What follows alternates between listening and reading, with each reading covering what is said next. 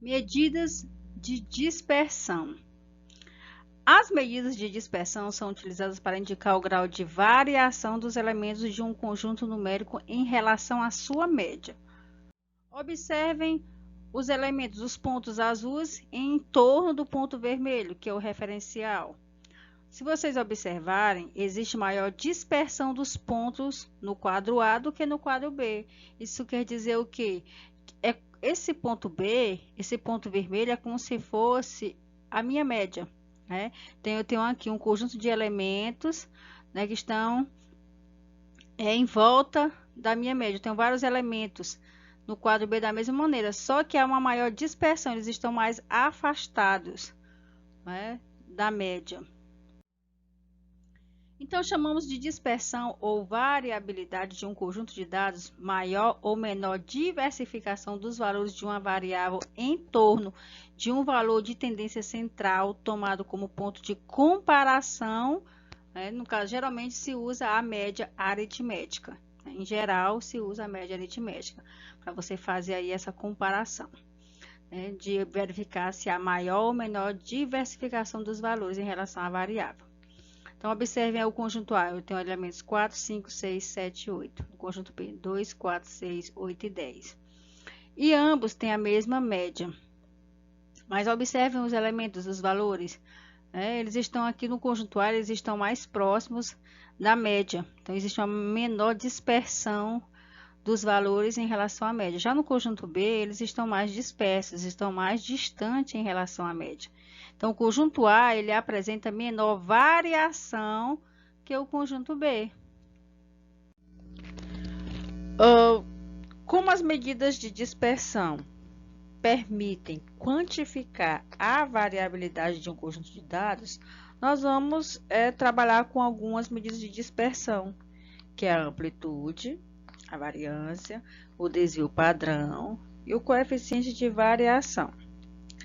Essas medidas que se distanciam da média, dizendo se a distribuição é mais homogênea ou mais heterogênea, quer dizer o quê? Que quanto mais próxima ela estiver da média, ela é uma distribuição homogênea, quer dizer, os dados. E quanto mais distante ela estiver da média, quer dizer, quando houver essa variação em relação à média, nós dizemos que ela é mais heterogênea. As mais utilizadas são a variância e o desvio padrão. Vocês devem observar a questão das notações. Que a questão das notações, no que se refere ao que vem a ser a variância ou o desvio padrão, às vezes varia de livros, para livros. Então, é importante aí você ficar atento na questão das notações. A amplitude total. Uma forma simples de medir a dispersão em um conjunto de observações é através da amplitude total, que a amplitude total é o maior valor menos o menor valor.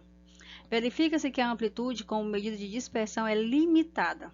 Essa medida só depende de valores extremos, ou seja, não é afetada pela dispersão dos valores internos.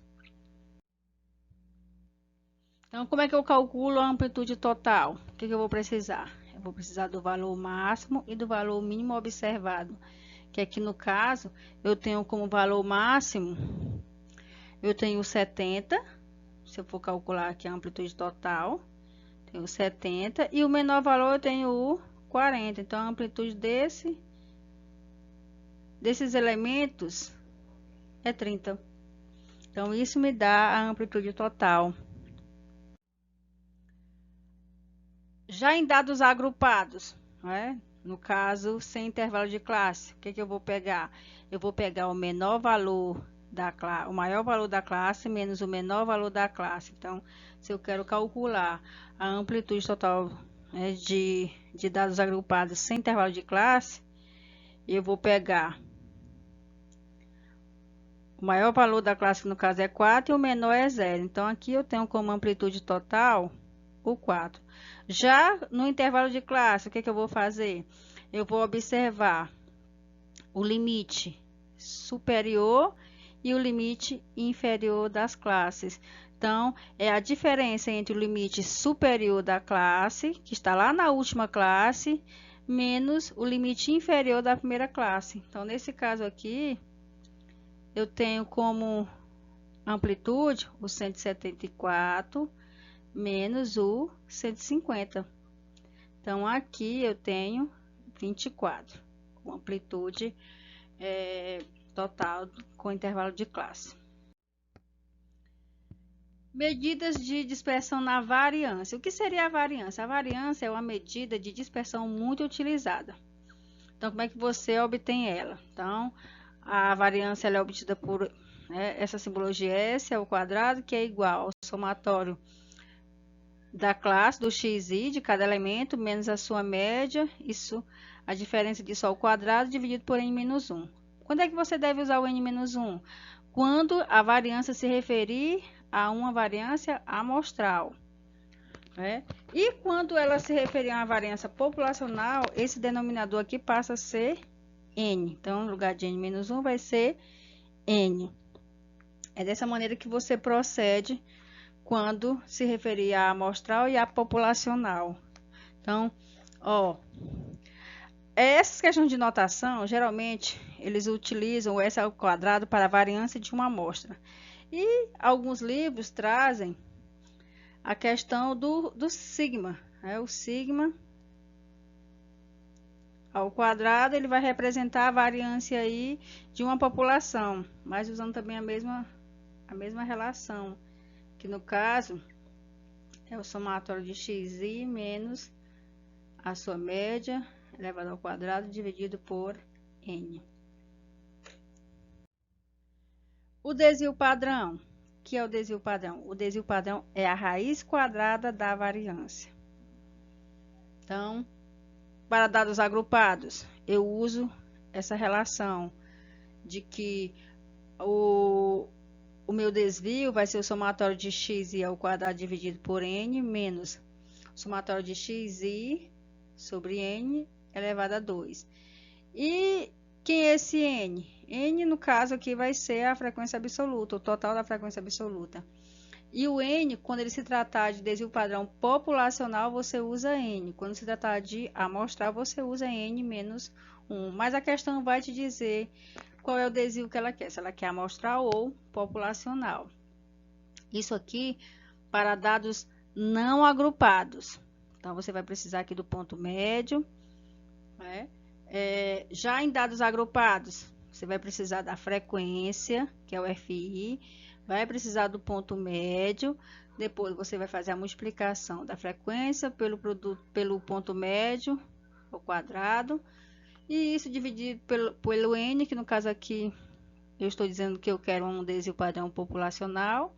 Então, essa é a relação que você usa para calcular o desvio padrão. Então, o que vai diferenciar elas aqui é só a questão das colunas, né? Que lá nos dados não agrupados você vai precisar do ponto médio. Já para dados não agrupados você vai precisar aqui do ponto médio. Para dados agrupados você vai precisar da frequência e do ponto médio.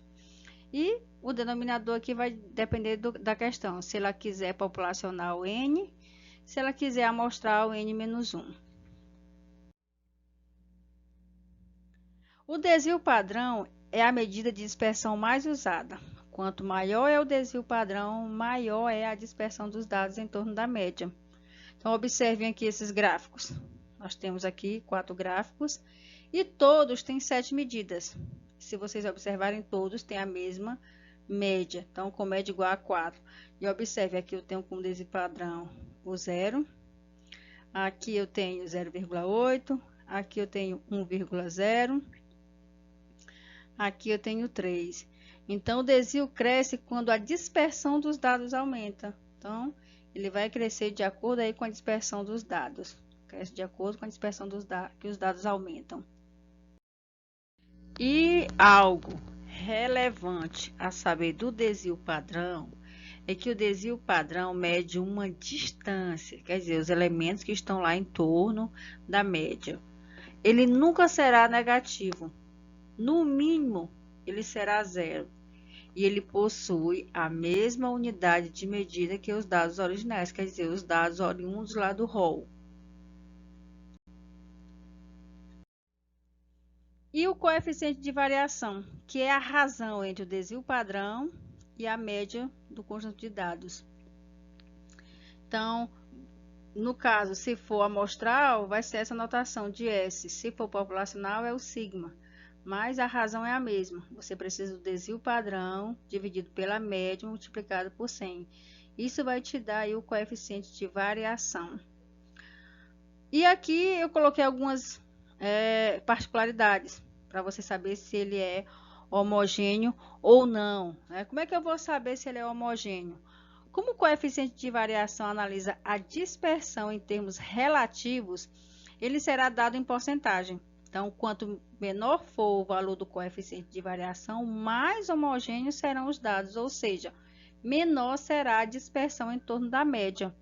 Então, quando ele for menor ou igual a 15%, ele apresenta baixa dispersão, no caso são dados homogêneos. Quando tiver entre 15% e 30%, média dispersão, e quando for maior que 30%, ele já tem alta dispersão, então ele já vira dados heterogêneos. Então, vale lembrar que o coeficiente, quanto for menor o valor do coeficiente, mais homogêneos serão os dados. Isso quer dizer o quê? Que a dispersão será menor em torno da média. Então, como é que eu faço para me calcular? Eu tenho aqui estatura e o peso. Suponhamos os seguintes resultados dos dados de alturas e peso de 150 indivíduos. Nós temos aí a média 175, o peso 68, o desvio 5 e 2. Aí, como é a razão, então vamos lá. Vamos calcular aí a razão aí da estatura. Então, calculando aqui da estatura, coeficiente aqui da estatura. Então, eu vou precisar da razão entre o desvio padrão, que é 5, dividido pela média, que é 175. Se eu pegar 5 e dividir por 175, isso vai dar aproximadamente 0,0286. Eu pego esse valor e multiplico por 100. Então, eu vou ter o que? Eu vou ter 2,86%. Isso na estatura. No peso, vou precisar do desvio, que é 2. Vou dividir pela média, que é 68. Se eu pegar 2 e dividir por 68, eu vou obter, arredondando, 0,0294. Eu pego esse valor, multiplico por 100, e aí eu vou obter 2,94%. Então, comparando esses dois resultados aí, qual apresenta a menor dispersão? No caso aqui, a estatura, que é 2,86%. Então, dessa maneira, você calcula o coeficiente. No próximo slide, nós vamos trabalhar as aplicações. Como é que eu faço para calcular a variação, o desvio padrão, o coeficiente? Nesse slide, a gente viu todas as fórmulas, as relações que eu posso usar para calcular a variância, a amplitude, o desvio padrão e o coeficiente de variação. Então, essas são as nossas referências. Espero que ajude nas resoluções.